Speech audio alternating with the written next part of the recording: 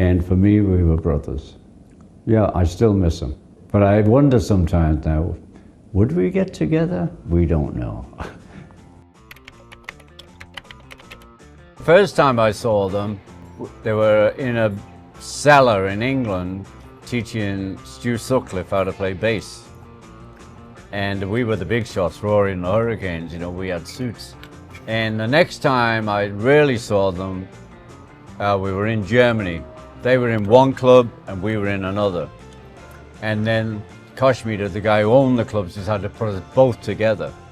And that's where I got to really appreciate that front line of John, Paul and George. Sure. I love that line.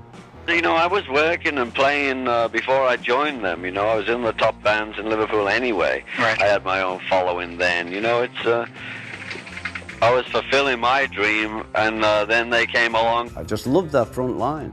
And, you know, we would do at the weekend 12 hours between us. And I'd be there for the last gig, you know, just sitting there watching the front line, requesting songs. No, but I sat in a couple of times, you know. I'd be the proper musician, you know, at 12 o'clock, Brian Epstein would knock on the front door because you're still in bed, because you've been up all night, and say, well, could you come down to the cavern and play with the lads? I say, sure. Where was their drummer? I don't know. You'll have to ask him. Yeah, I know. It was a Wednesday, and Brian called. I don't remember John calling, though. It's in somebody's book. Would you join the band? And I said, what do you mean? He said, no, really join the band. And I said, sure, yeah, when? And he said, now. And I said, no, I can't do that. Because we've got these other four guys here. We've got a gig for months, and, you know, I can't just pull out now and it'll all end. So I said, I'll join you Saturday. Yeah, so then they asked, and I had no hesitation, but people did say, are you going to leave Rory? And I said, yeah, I'm going to leave. You know, you just make her step up. Well, what did you think the Beatles' chances were of really making it? What was your assessment of the band when you joined it? I joined the band because they were the best band I'd heard. And that was how I played. I moved my career through Liverpool, of course, to, you know, if I could get into a better band, I would. And that's how I did it. You know, my aim was to play with good players, and that's what I did. I mean, the aim was not really to, you know, be big and famous. It was just to play with really good people. Did it sound like you were doing something revolutionary, something extraordinarily different, something unusual, something phenomenal? No, what was the? It just felt great. I didn't think it was revolutionary or, you know, anything like that. It just was a great band to be in, and it was a good time playing in that band.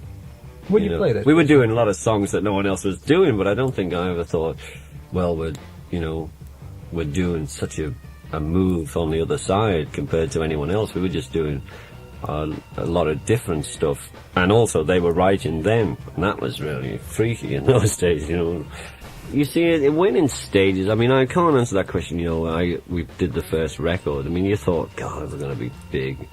I don't think no one can conceive, you know, that we were going to be as big as we were. My tiny brain wouldn't acknowledge it. I mean, I wanted to play the Palladium. That was big. Then we did the Palladium, oh, that was over with.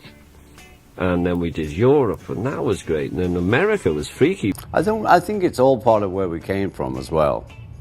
But, you know, I always give credit that there was, you know, we're talking about the Beatles, there were four of us. I mean, I was in Rory Storm and the Hurricanes, but there were four of us, and we all from the same city, and we would look at each other. You know, if one of us would be freaking out or being a big shot, three other people would go, excuse me?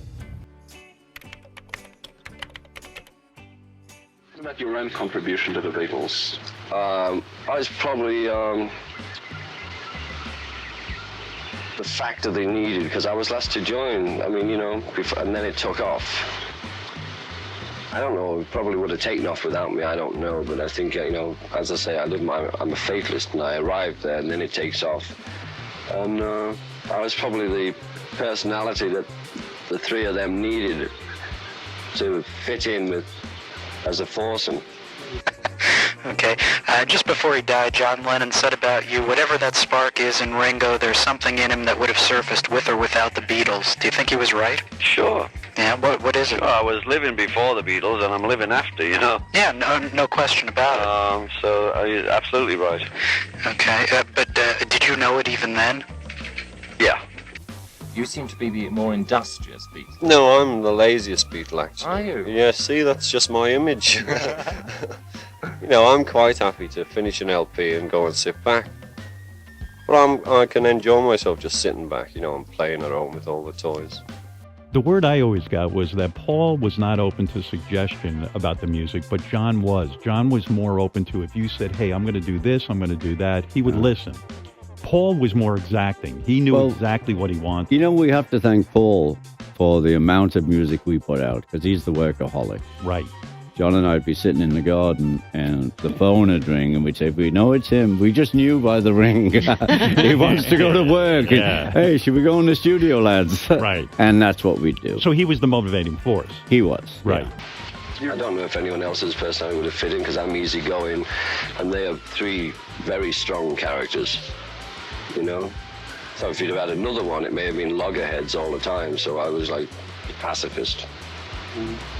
Do you ever see I don't consciously remember doing it, you know? You ask me questions, I'm just trying to think. Yeah. Criticism you received a lot of, didn't you? Oh, yeah. They never thought I could play, you see. You get one song to listen to for the rest of your life. What is it? Come Together. Wow. Wow, I think we just made news. I think is that your favorite Beatles song? Yeah. There's lots of other favorites, but I mean, if you want one, Come Together can't be bad. Why? Why Come Together? I just think it worked perfectly with the band and the song and John being John. Right. I love that moment. See, I never really liked Sgt. Pepper. You didn't? I mean, I think it's a fine album, you know? I mean, it is a fine album, and all the work we do is fine, but I think I felt like a session man on it. You know, and all of it.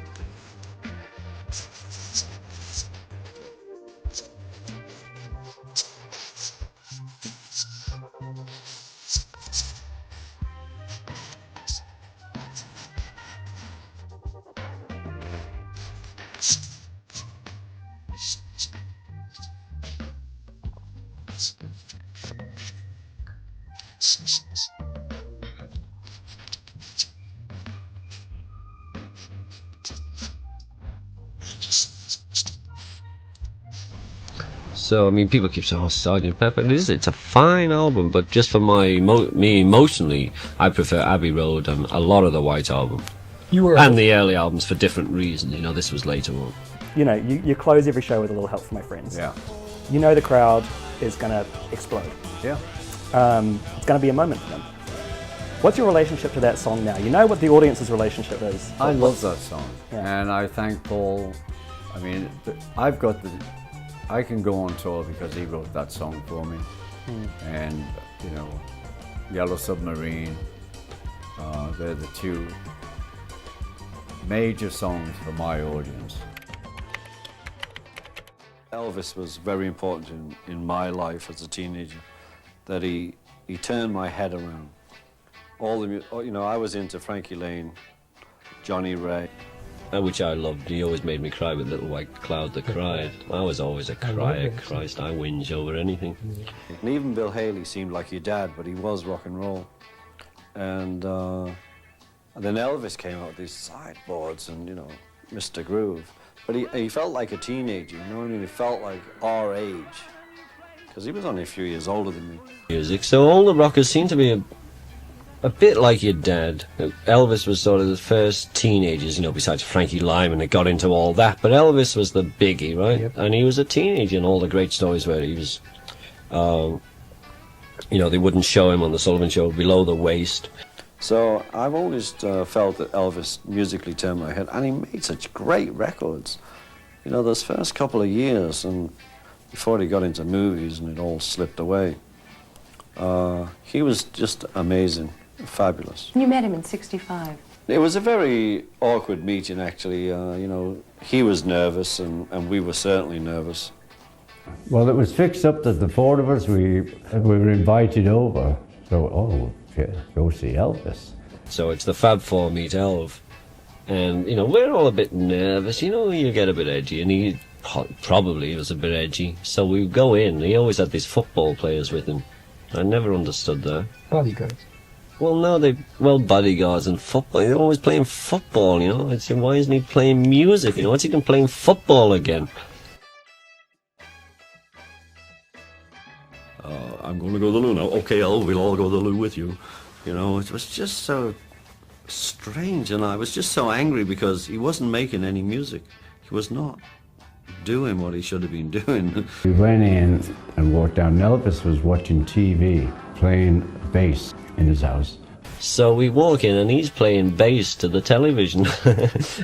What was on the television? Well, I don't know, Dragnet or something. I don't know what was on, some program. It wasn't, a musical show, I remember that. And I remember going through this weirdness that, hello, he's playing bass to the television. But it's probably just a way of him getting out of his nervousness, I don't know. And then he had, lads, he had a telecommander, first one we'd ever seen. It was like, what, look at that, it's clicking it on and off. And so we just hung out, really. But we had nobody taking photos in those days. Now there'd be 100 of you, all clicking. There was no photograph of it, which is a shame now. I don't remember too much of the dialogue. Hi, hello, yeah, it's good to meet you, loved your early records. Colonel Tom gave us a covered wagon that was a lamp. That was it? And then we got all Elvis's records. I love Colonel Tom, he's a man you should talk to. He'll tell you stories that'll blow your brain, which I won't repeat here. And so it was, hello, how are you doing? It wasn't that cool. We met several times, and it got looser after a while. Yeah, did you play? No, we didn't play. He had like 12 guys with him, and he'd say, okay, let's go play football. And they'd go out in the garden, they'd be throwing the ball, messing around. John jammed with Elvis. Yeah, it must have been when we went out of the room. Secretly at night. I think it was because he had a bass there. So I thought... The basement. Right, well, bass, hey, he's interested in bass. Football with him, though. Yeah, I played football with Elvis. The one real discussion I had with him was, I was just trying to get him to record again. I couldn't understand why he would sit there with all these people or go and play football all the time. And he wasn't recording, so we had one heated discussion. And it just sort of faded out. You couldn't get close. It's not like we could have become good friends. It was impossible. About a year ago, I interviewed Priscilla Presley, Elvis's wife, and she recalls Elvis's point of view of that same meeting because I asked her what it was like in the house. Well, then tell me on your tape. Well, briefly, because you were just living down the block from him in Bel Air. I forgot the name of the street, and the word had come up to the house that the four of you were on your way up, and he was scared to death. Scared to death. He was just... He was not sitting in front of the television playing bass when he got the word, and he just didn't know what to do, where to receive all of you. What am I going to say to them? Priscilla said that he was concerned that maybe he wouldn't understand the way you spoke because the accent was... We are Arabs. Well, so finally when you arrived, it was overwhelming to him, and when you left, he was just a wreck because to him it was not 4 against 1 isn't fair. Yes, I was going to say that. We were always lucky because there was 4 of us. So we always mainly outnumbered anyone we met, And that kept us. And, it's interesting because the time we met Elvis, I really thought, how sad he's on his own. And he had all those people around, but he was on his own. I had 3 great mates. I'm well enough of it here. If the Beatles were the most phenomenal group in the history of the world, Elvis certainly was the most incredible single act in the history of the world. Yes, still is. Do you still have the same reverence for him now? I go to the Hilton and see him in Vegas. No, I only went once. As I said, he disappointed me. He was great. It was still, I'm looking at, as people look at us, I'm looking at my myth, I'm looking at Elvis. And I don't want to see him again, really. No. I've seen him and I've covered it. I never really liked him after sort of 59. For me personally, I liked all his rock stuff.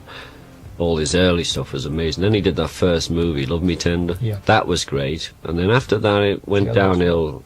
The saddest part is now, years and years later, we found out that he tried to have a banished from America because he was very big with the CIA and everything. And that's very sad to me, that he felt so threatened, you know, that he thought, like a lot of people, that we were bad for the American youth.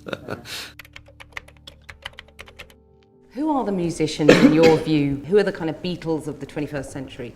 Oh, I don't think there are any. Whoever's out there are their own, you know, they used to try and say we were like the Marx Brothers, and we'd say, no, we're like the Beatles. And I think the new bands, whoever they are like themselves, not like us.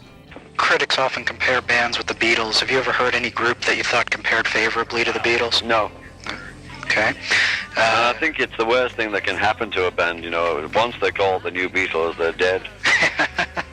Yeah, there's a lot of truth to that. They should just be themselves, you know. Did you used to get mad at like Dave Clark 5 for like sort of ripping you off? Did you care? No, I mean, didn't care. Didn't? No. Didn't even matter? No. What about the Stones? Did they piss you off? No. Well, we were a band that were appealing to children, to grandparents, you know, like the Stones, where they were mainly on a teenage attitude. I don't understand that. I thought they were your rivals. Why would they give that song? I think that was just press. I never felt we were big rivals.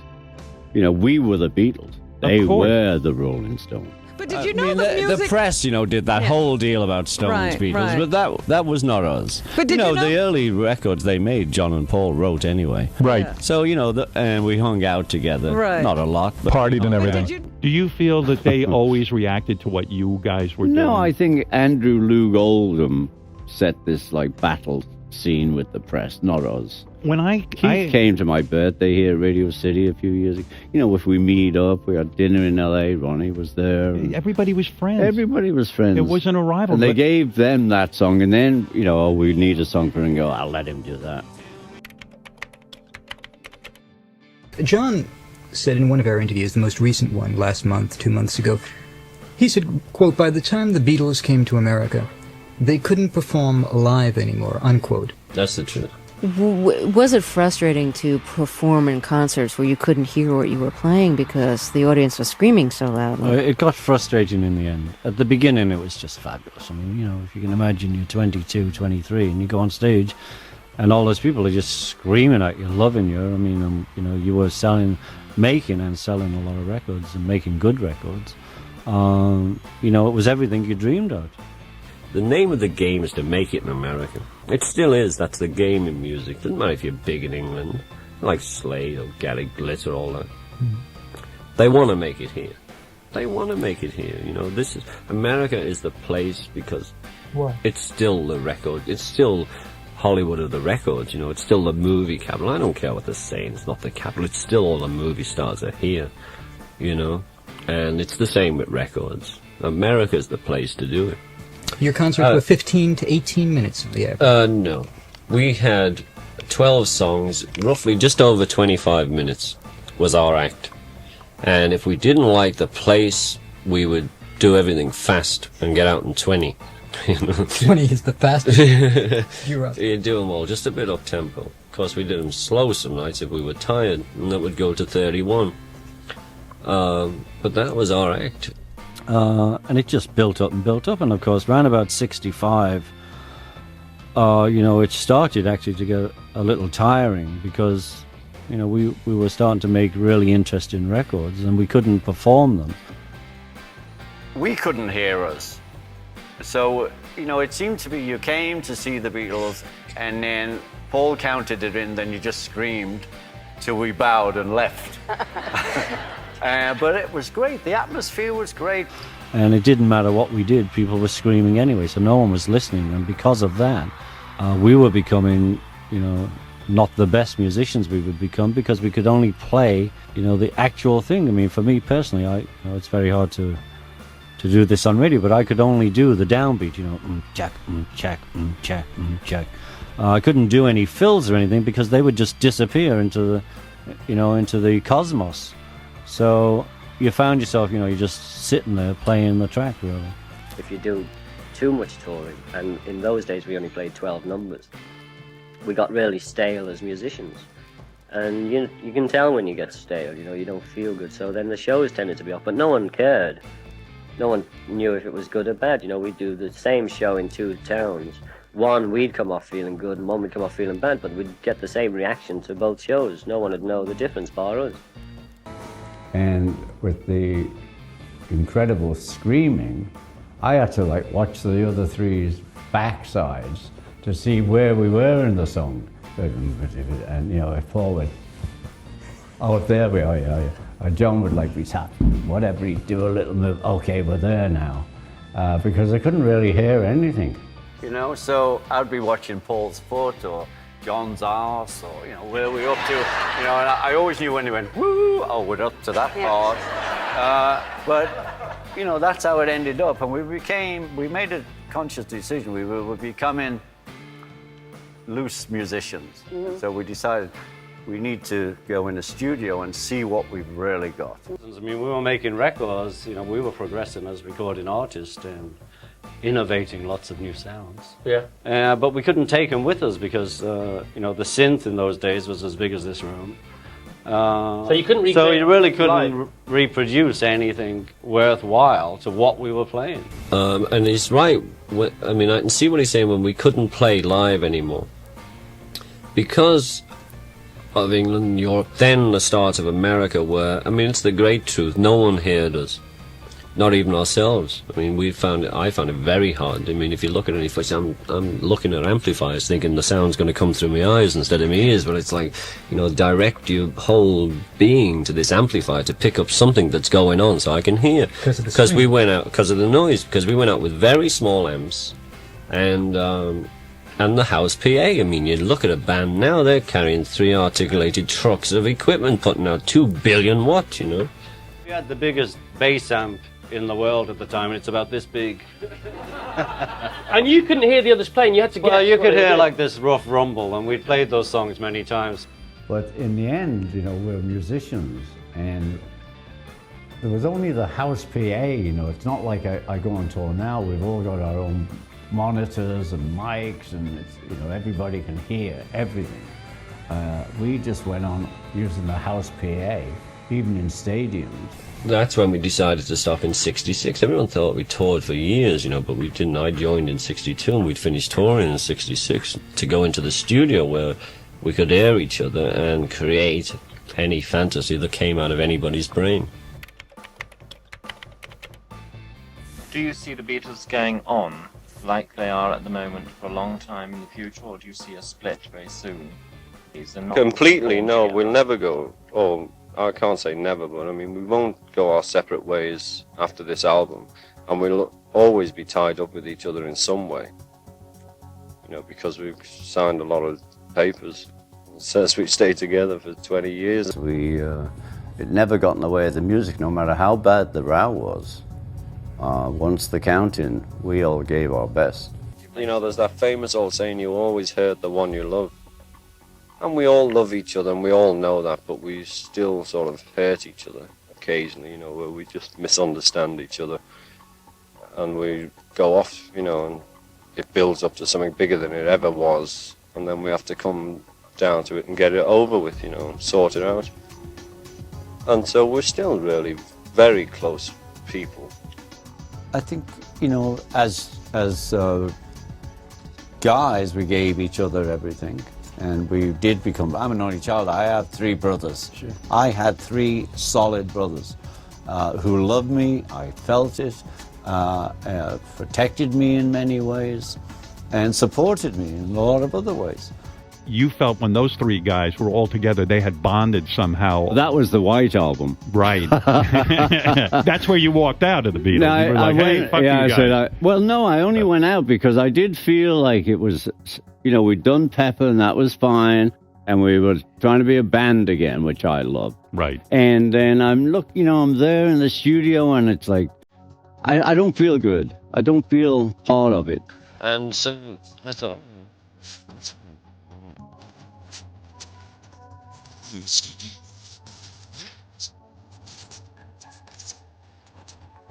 it wasn't working in the studio. It was just not working. And I was looking at myself and I thought, this is just not happening. And I went to John's house, my house, he was living in my house, And I banged on the door. I said, "Here, come in." And I said, well, you three are really close, man, and, you know, I just feel left out. And he said, I thought it was you three. So I thought, like that was things are getting crazy. So I went over to Paul and I said, you three are really close, and I feel left out. And he said, I thought it was you three. Yeah, You is know. that part of the horror of being in a... The great part of being in a band is you have your mates and, you know... I love it's being great. in a band. I always have. But the worst is the paranoia and fear. Well, you don't have it every day. And, Right. you know, the great thing, you know, then I came back and they were sending faxes to me, come on home. Right. And George at the studio full of flowers. That was great. I love the White Album because we were back being a band after. And then we did Yeah Blues in a room about 8 foot square. And we were like this rock band again. So we started playing more like a band after the downtime we had on Pepper. According to George, according to John, it was all over by Let It Be. By the time Let It Be was being filmed and recorded, according to George and according to John, It was. That Yeah, was but it. that's because George left. George left on Let It Be. We were very possessive of each other, you know. The four of us had been through a lot together, and we were very close most of the time. We weren't close all the time. And it went round, you know, I'd be close with John, I'd be close with George, I'd be close with Paul, they'd be close, John and I, and George would be close, Paul, John, and George would be, you know, it went round in a lot of circles. But most of the time, four of us were very close. And I don't know, I thought we were very possessive of each other in a way, you know, not like, you know, a mother-son thing, you know, but just with ourselves. And we didn't like strangers coming in too much. And the wives and the girlfriends never came to the studio. That was where we were together. I think that's one of them. Also, I think the other one is that George was getting a lot of independence for himself in those days. He was writing more. He wanted things to go his way. Where when we first started, they basically went John and Paul's way, you know, because they were the writers. And they'd say, you know, this is the song. I would play as creatively as I could, and they would say, can you do this? But sometimes I'd have three people telling me how to do it, and I'd play it the only way I could, and it seemed to work, you know, because the three frustrated drummers I used to have in my band, or in the band, because they all wanted to play drums. George was finding his independence, and he wouldn't be dominated as much by Paul as he was, because Paul would, in the end, wanted to, like, point out the solo to George. I think that was another factor, because George left with a big row with Paul, because Paul wanted to point out how to play, because it was his song, you see, which that's how it was earlier on. So, and also, you know, well, we were all married by then, you know, the family, and everyone wanted to do different things, and I wanted to be in movies and stuff. Which I think is a natural thing, you know, suddenly we've got lives and I've got children, and, you know, the effort that we put in, because we work really hard, we're starting to pale a little. We were growing up, you know, we were these young kids and we were playing, and then we suddenly became the Beatles, and we lost our freedom, and as George says, we lost our nervous systems. So When the Beatles broke up, Yeah, back to them. you got to be in a panic because you're saying, why the hell are we breaking up? We got the best thing in the world here. You're an easygoing we were guy. breaking up because it wasn't working. The situation between us wasn't working. We weren't putting the energy in. You know, just in my own case, I had a couple of kids now, and I didn't want to spend all that time in the studio. I blame Yoko. Well, you blame who the hell you I'm blaming Yoko for this. I think they were all Bailey. Blame me, Howard. I blame you, Ringo. Okay, it was my fault. I broke up the Beatles. Did you want the group to break up? Were you ready for it? I think we were all ready in a way, because it wasn't as much fun as it used to be. It was okay while we got in the studio for a while, and then, you know, there would be some bickering. And nobody wanted to put in the time, including myself. You know, no one wanted to put in the time and energy that it took later on. You know, we may have done the first album in 12 hours, but the last ones were taking months. And, you know, no one really wanted to put in that time and energy. So it was sort of just like a natural falling apart, really. and then, you know, I was married and I had kids, and, you know, John wanted to do this, and, you know, it just... Life changes, and that was one of them. I mean, you know, it's like everybody wants the good things to go on. But, Sure. you know, you break up. You have other things to do. Yeah. I couldn't put my finger on one thing why we broke up. It was time, and we were spreading out, you know. Well, they were spreading out more than I was. I would have stayed with the band. Was it hardest, would you say, on you personally at the time? I would say that, yes. Yeah. I think it was, you know, it was rough on all of us in many ways because suddenly we didn't have a job. Mm-hmm. You know what I mean? It was like we knew what we were doing, like you guys. You get up every morning, you come here, you know what's happened. Well, it was traumatic because I had this steady job, and suddenly I was sitting in the garden, and there was nothing to get up for. There was nowhere to go. I mean, it was like, you know, the end of that, and hanging out with my three brothers. So, you know, you have to take a moment to look inside and say, what happened? Well, what I did. When the Beatles decided to stop living together. Well, was it a real tough period? I mean, there's got to be a big.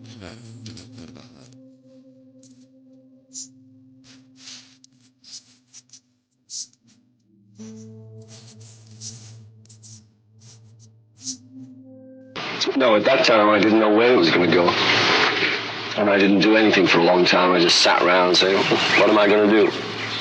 So I mean, I had no great plan then. You know, I know what you're saying because, you know, it was Lennon and McCartney. They were the major writers anyway, and they were producing, and I was just like playing the kit. At that point, it let it be you were ready to go your own way too. Yeah, because for the reasons you've explained and others. Because the other three were anyway. So what am I holding together? You know. But it would have been easier for me if we'd have come back to like the four of us situation, all for one, one for all, instead of all for all for themselves. What was it like for you musically in the early years after the Beatles split up? Was it easy for you to establish yourself as a musical identity outside of the Beatles? No, I had no identity outside of it, really, for myself. I mean, I was, it was the Beatles, I was in the Beatles, I was one of them, and that's what I did. And suddenly we weren't doing that, so I really had to think about what I wanted to do and, where would I take my musical career, or any career. And so it took a while, for the dust to settle that finally it's over. Do you think it's been tougher for you as a solo artist because you have a reputation for being a kind of light-hearted guy?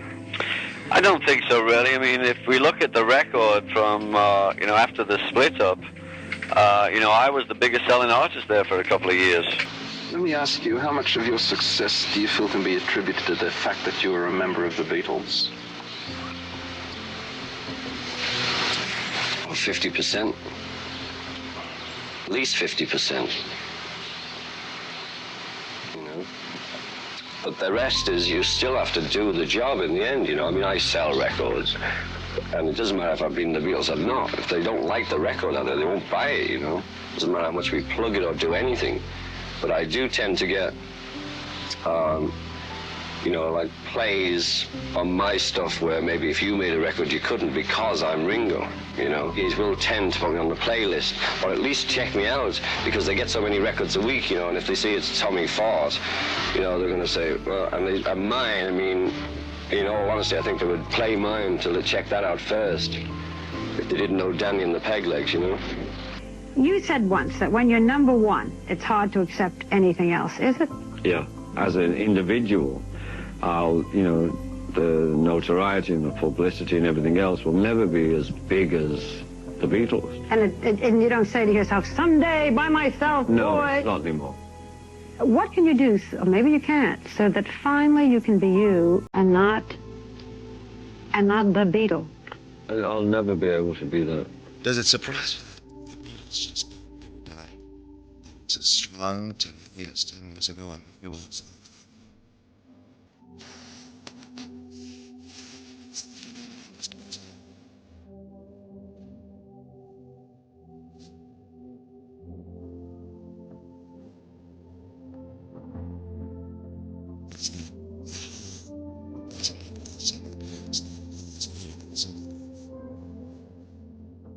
And it holds up, and so does ours. But sometimes it gets in the way of our individual lives.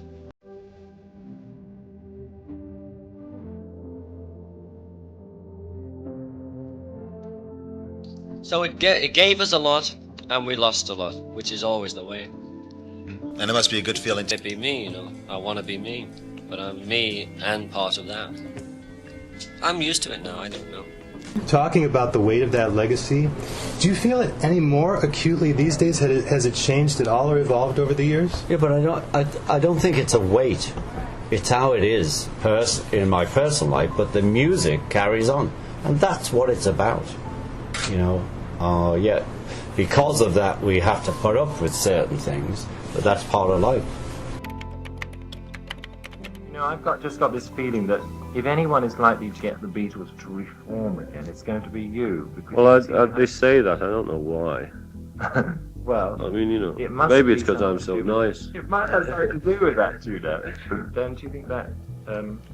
No, it's down to the four of us. Not any one of us can do it.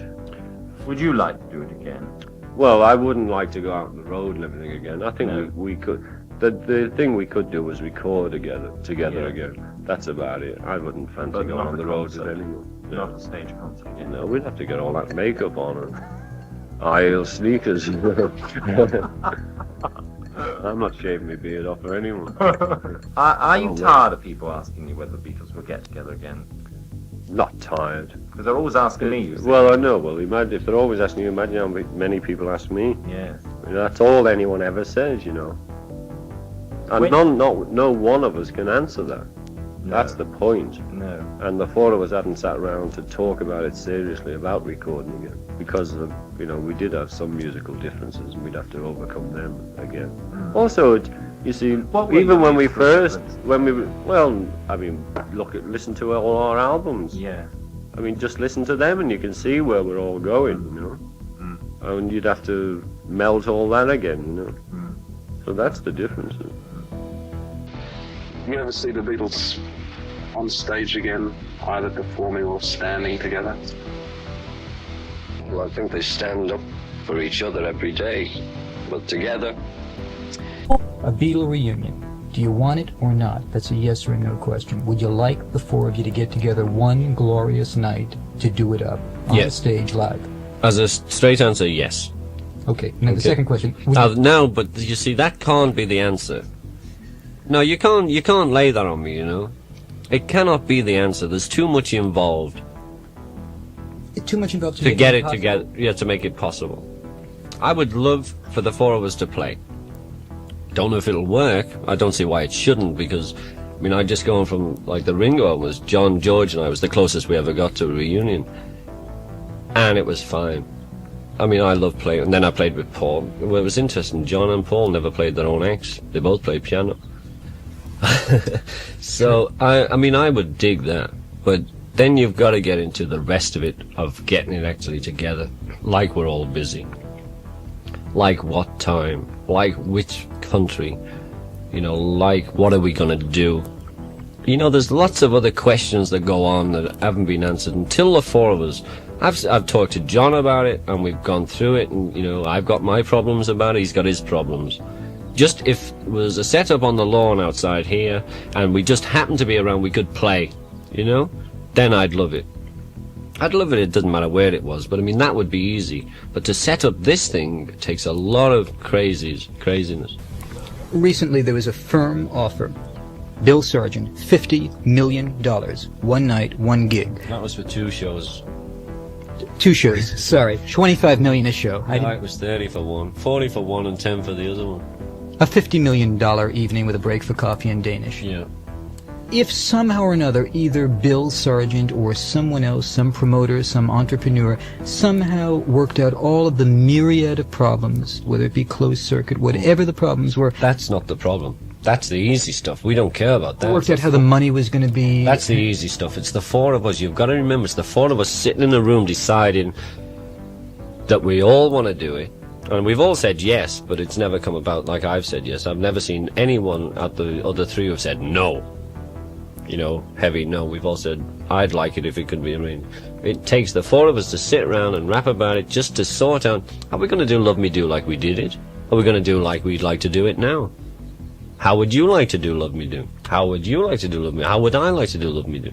I mean, just simple, basic questions like that is how are we going to do it? Never mind, what are we going to The most precious part of having been in the greatest rock and roll band in history? Well, they never called us rock and roll in those days. They called us pop bands, pop groups. The greatest part, the end result.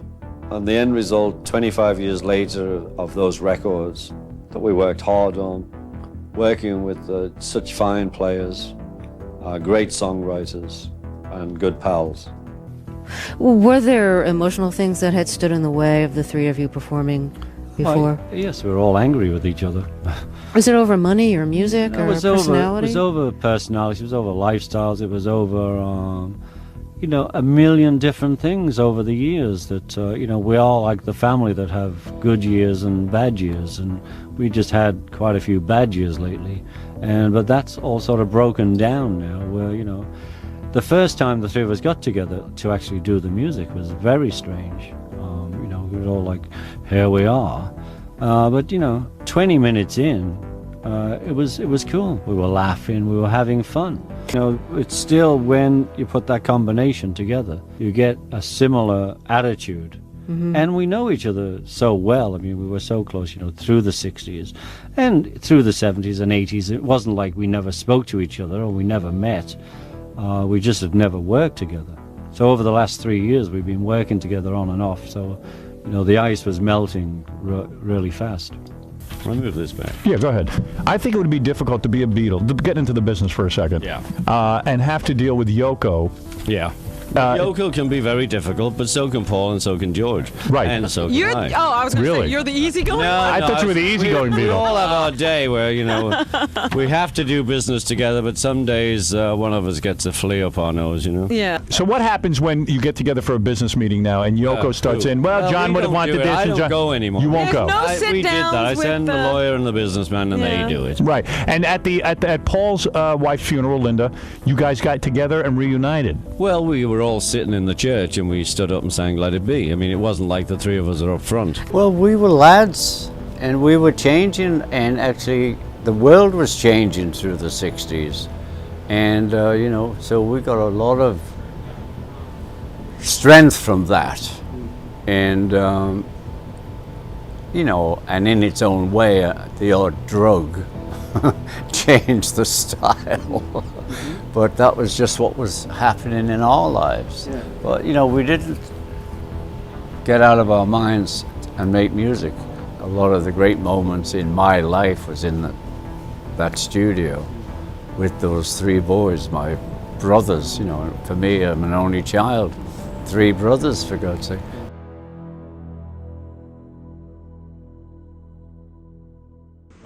And the music was always more important than anything else, to me personally. You'll have to ask the other two. For people... Isn't it funny when you say that now? Yes. It's so new to me that I always sort of, it clogs you up a bit when you say, because you're so glib saying, oh, well, ask the other 3. Yeah. Now we can only ask 2, which is dragging its way, but I'm sure he's okay.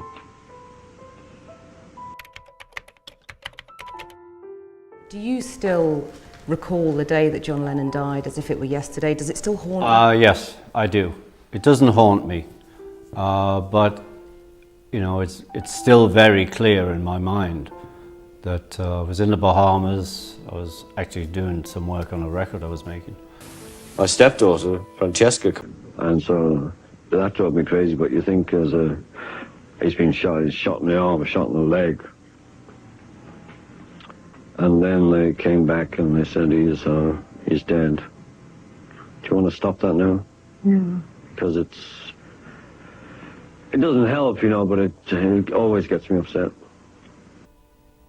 Your emotions are mad, you know what I mean? It just, you go all over the place. I mean, it's like, you don't believe it, but you have to believe it because it's a fact. But really, you don't want to believe it. And into the Dakota. You went to see her right after his death. Yeah, I was in the Bahamas, and as soon as we heard, we rented a plane as early as we could, and we flew up to New York. Not that you can do anything, but you just have to go and say hello, and if there's anything, there's nothing you can do. Well, I'll say, we're here, and, you want some ice cream or whatever you say. because, you know, your brain is addled at the time. But I said to her, I know how you feel. And the woman, straight as a die, in all honesty, said, no, you don't. Because no matter how close I was to him, I was not half as close as she was to him. And that blew me away, more than anything, man. And he was happy. Oh, man, they were happy. You've seen, you know, they were two people in one. Anyway, we got on a plane, we went to New York. We got to New York to see if we could help in any way. You don't know what you're doing. And the only way we could help, we got to the Dakota and Yoko asked us to play with Sean, and that's what Bob and I did. And there were people while we were there shouting up, you know, to Yoko, come to the window, or Sean. Where, I mean, in fact, it would have been better if they'd all left her alone, because they're not going to bring him back. And they didn't help her by having this whole crowd outside playing his music, which is, you know, fine if they want to do that, but then why don't you play it at home? And then when we came out, I didn't need to hear people telling me how much they loved the Beatles or any of that when we just lost John, because I wasn't there to see a Beatle. I was there to see my friend, not relating to this band. And then we got on a plane that night and we went to LA. And that's how we did it. And, you know, it's still, you know, I don't think of John every day, but it still comes up, and it would have been great if he was still here in my book. And see what he was doing, see where he's at, maybe we'd play, whatever, we'd be friends. And, you know. Tell us about the good time. When did you see him last, and what was it like? I saw him on the 15th of November. And I was staying in the Plaza. We went over to New York for a while.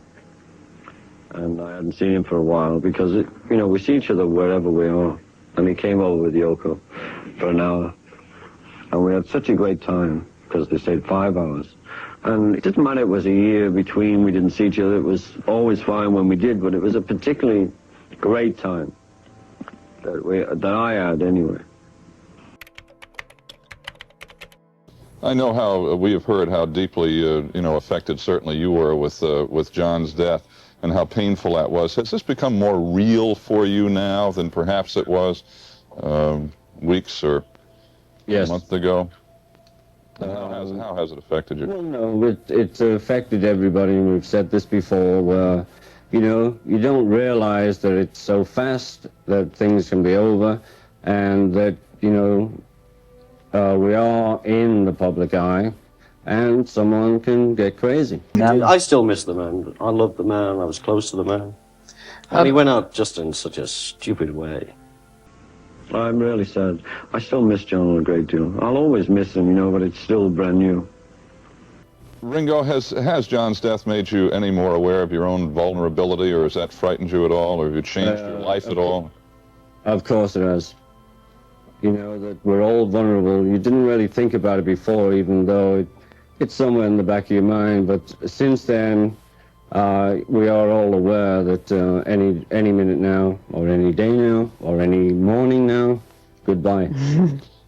Do you feel that you're in touch with John at times, or? No, not right now. Because every once in a while, with love, you look up and say, "Okay, up there, fella." Oh, well, I believe he's okay. I mean, I believe he's got a good place up there, and he's just waiting for me to come and play the kit. And that big band he was up there with Jimi Hendrix and Elvis and all the rest of them. Because they're probably the ones who stay out all night. The rest are just flying around in the day saying, "Isn't it nice here?" All the rockers are up there. "Hey, is it 9 o'clock at night? Let's get out there." Are they playing together? Is Elvis singing with John? Wouldn't make well, I mean, besides laughing, it's got to be a great band up there. Because we've lost a lot of good people.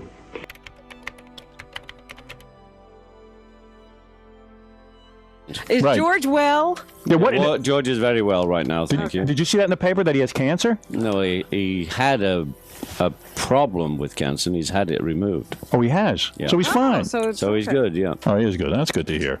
The last weeks of George's life, he was in Switzerland, and I went to see him, and he was very ill. And he could only lay down. And while he was being ill and I'd come to see him, I was going to Boston because my daughter had a brain tumor.